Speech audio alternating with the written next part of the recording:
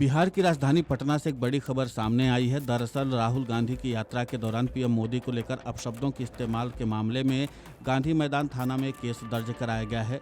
Bihar BJP कार्यकारिणी के सदस्य कृष्ण सिंह कल्लू ने कांग्रेस नेता और लोकसभा में नेता प्रतिपक्ष राहुल गांधी के खिलाफ पटना के गांधी मैदान थाना में केस दर्ज कराया है।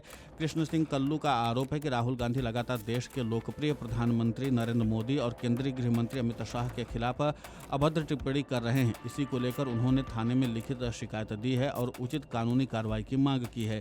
शिकायत में यह भी कहा गया कि दरभंगा में कांग्रेस नेताओं के मंच से प्रधानमंत्री नरेंद्र मोदी और उनकी मां को लेकर आपत्तिजनक शब्दों का इस्तेमाल किया गया। इस पर बीजेपी नेताओं ने कड़ा विरोध जताते हुए कहा कि यह न केवल प्रधानमंत्री का अपमान है बल्कि पूरे देश का अपमान है। कृष्ण सिंह कल्लू ने कहा कि राहुल गांधी और कांग्रेस नेताओं द्वारा की गई टिप्पणियां बेहद शर्मनाक और असंवैधानिक हैं। इसके खिलाफ कड़ी से कड़ी कार्रवाई होनी चाहिए। लोकसभा के नेता विरोधी दल श्री राहुल गांधी जी के द्वारा लगातार भारत के यशस्वी प्रधानमंत्री और गृह मंत्री अमित शाह जी के प्रति अभद्र टिप्पणी का प्रयोग किया जा रहा है।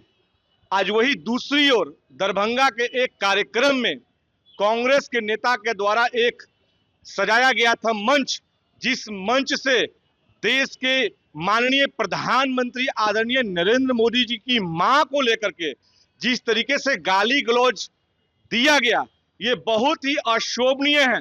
उस व्यक्ति को लेकर गाली दी गई है जो व्यक्ति आज इस दुनिया में नहीं है, वो भगवान स्वरूपी हो गई हैं और हमारी मां को कोई गाली देगा, यह बर्दाश्त हम नहीं कर सकते हैं। फिलहाल गांधी मैदान थाना पुलिस ने शिकायत दर्ज कर मामले की जांच शुरू कर दी। इस घटना से राज्य की सियासत में एक बार फिर से गर्मी आ गई है। हालांकि अब इस पूरे मामले पर भाजपा नेता खुलकर हमलावर हो गए हैं। भाजपा सांसद रविशंकर प्रसाद ने कहा कि दोनों युवराज वोटर लिस्ट के बारे में चर्चा कर रहे हैं कि वोट चोरी हो रहा है। क्या वे बिहार के लोगों का अपमान कर रहे हैं? वे MK स्टालिन को यहाँ लेकर आए हैं जिन्होंने सनातन धर्म का अपमान किया था। बिहार के मतदाताओं का अपमान अब नहीं सहा जाएगा। समस्या यही है कि उनको यानी कि कांग्रेस को मत नहीं मिलता, उन्हें वोट नहीं मिलता, तो इसमें हम क्या करें? जनता उन्हें फिर से हराएगी। इस पूरे मामले को लेकर के भाजपा सांसद रविशंकर प्रसाद ने और क्या कुछ कहा है, आप खुद सुने उन्हीं की जुबानी। एक बात मैं आपके सामने कहना चाहता हूं, ये जो दोनों युवराज वोटर लिस्ट के बारे में चर्चा कर रहे हैं कि वोट चोरी हो रहा है, क्या कर रहे हो? ए भैया प्लीज, वो वोट चोरी हो रहा है, ये बिहारियों का अपमान कर रहे हैं क्या?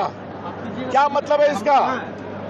और लेकर के किसको आए हैं? स्टालिन को, जिन लोगों ने सनातन धर्म का विरोध किया था। बिहार के मतदाताओं का अपमान अब हम नहीं सहा जाएगा।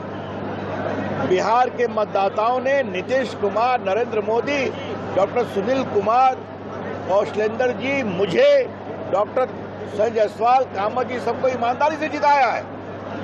और ये कह रहे हैं बहुत गलत बात है, मैं इसकी बहुत भर्त्सना करता हूं। समस्या यही है कि उनको वोट नहीं मिलता, तो उनको वोट नहीं मिलता तो हम क्या करें?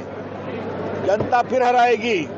और जो नरेंद्र मोदी जी ने और नीतीश जी ने बिहार के लिए काम किया है, एनडीए ने काम किया है, बिहार की जनता भारी बहुमत जिताएगी, मैं पूरा विश्वास है। वहीं केंद्रीय मंत्री चिराग पासवान ने भी कांग्रेस के एक कार्यक्रम में प्रधानमंत्री नरेंद्र मोदी पर अपमानजनक टिप्पणी पर कहा कि जिस भाषा का इस्तेमाल ये लोग करते हैं, राजनीति में मतभेद होंगे ही और वो स्वाभाविक है और हर किसी का अपना पक्ष और मत होगा। मैंने हमेशा कहा कि राजनीति में भाषा की मर्यादा का पालन करना होगा। आप तीखा से तीखा वार आप मर्यादित शब्दों में कर सकते हैं, लेकिन इस तरीके से गाली गलौज करना, वो भी प्रधानमंत्री मोदी के खिलाफ, ये तो कोई भी स्वीकार नहीं कर सकता। वो हमारे देश के प्रधानमंत्री हैं, इसे बिल्कुल भी स्वीकार नहीं किया जा सकता है। इस पूरे मामले को लेकर के केंद्रीय मंत्री चिराग पासवान ने और क्या कुछ कहा है, आप खुद सुने उन्हीं की जुबानी। दिक्कत तो इसी बात की है ना कि जिस भाषा का ये लोग इस्तेमाल करते हैं, राजनीति में मतभेद होंगे और वो स्वाभाविक है। और भारत जैसे लोकतंत्र में जहां पे इतनी विविधताएं हैं, जहां पे इतने राजनीतिक दल हैं, हर किसी का अपना पक्ष होगा, हर किसी का अपना मत होगा। पर अगर मतभेद की परिभाषा शब्दों की मर्यादा को गिराना है तो ये कतई भारत जैसे लोकतंत्र के लिए उचित नहीं है और मैं कतई इसको स्वीकार नहीं करता हूं। मैंने हमेशा कहा है कि राजनीति में भाषा की मर्यादा का पालन करना होगा और भारतीय भाषाओं की खूबसूरती है भैया।